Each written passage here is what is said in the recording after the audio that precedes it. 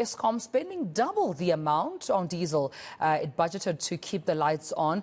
Seems to be the story we're running right now. Public Enterprise Minister Pravin Gordhan saying that the utility consumed 571 million litres of diesel, this in the 2021-2022 financial year at a cost of 6.4 billion rand. Now, the Good Party says the production of renewable energy in South Africa must be accelerated. So let's bring in the party's Secretary General now and Member of Parliament, Brett Heron, to discuss this even further. Brett, thank you for your time and good afternoon to you. How problematic is it that we're seeing here 27 times the amount of diesel being used, it seems, in the first 5 months of this year, especially when we compare to previous financial years? Good afternoon. Look, the answers to my questions are quite puzzling because the amount of diesel that's been consumed in the first 4 or 5 months of this year, 271 million litres of diesel, is, as I say, 27 times the amount that was used in 2016, 2017, when Eskom was basically in the hands of the alleged state capturers. So in 2016, 2017, we had 0 days of load shedding, and they used 10 million litres of diesel in that 2016, 2017 year. Here we are. If Eskom is now relieved from the hands of the state capturers, many of us had invested the hope that over the last 4 or 5 years we would see an improvement. And what we see is an increase, a substantial increase in the use of the open cycle gas turbines, which were meant to support the peak demand. And we've seen a decline in the stability and supply of electricity. So I'm really asking what is really going on that we're consuming so much diesel and we're seeing this massive decline in stability and supply in South Africa. Yeah, and have we received, I suppose, a reasonable answer here from Minister, whether it's Gwede Mantashe or even Pravin Gordhan, in terms of what's really happening at Eskom? Are you satisfied with the engagement as well as the answers we're getting? I mean, so far the public knowing from their standpoint, as Eskom, at least as a utility, that the blame is shifted on the workers. The wildcat strike has an impact on why we're even on stage 6 blackouts. But as the Good Party and obviously in Parliament, are these answers satisfactory? I don't think they're satisfactory. The answers to my questions were answered honestly. I mean, I have no doubt about that. But it doesn't really answer the question as to what we're doing to substantially turn this around. So we may be in blackouts now because of sabotage and labor disputes. But the real question and what these figures show is that there's been no real improvement over the last 4 or 5 years.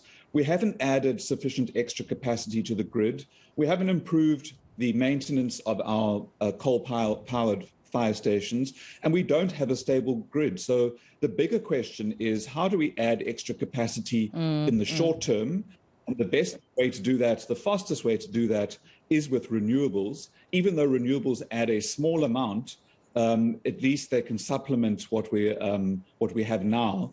And we need to understand how we stabilize the distribution.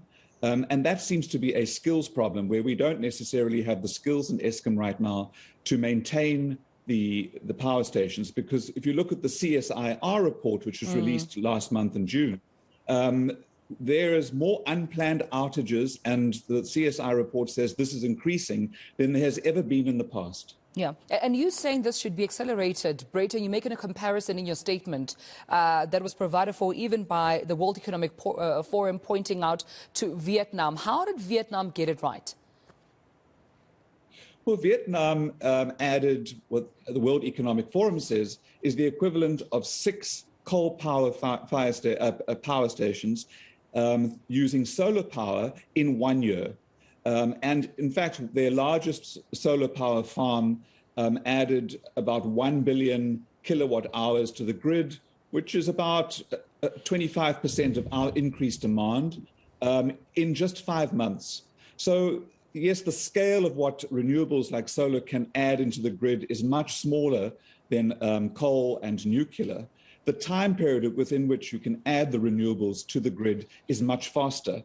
And it also talks to the just transition question. And I know that as South Africans, we grapple with the concept or the challenge of reducing our reliance on coal because we are concerned about dependence in the coal industry.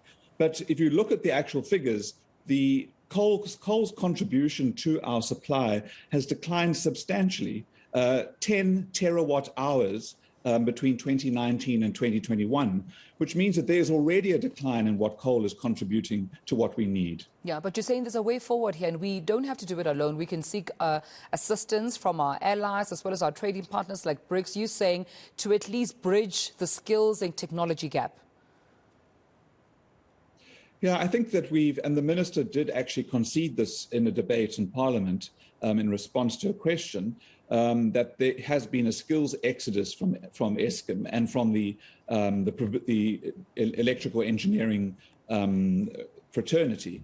So there is a skills deficit, and we are in partnership with some major countries with major power supply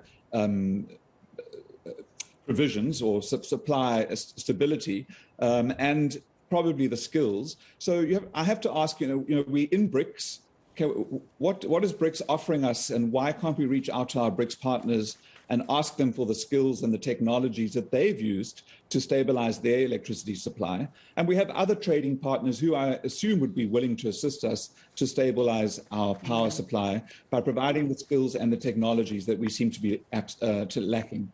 All right, well, we leave it there. And of course, we'll wait for that question. Why can't we appeal to BRICS for assistance?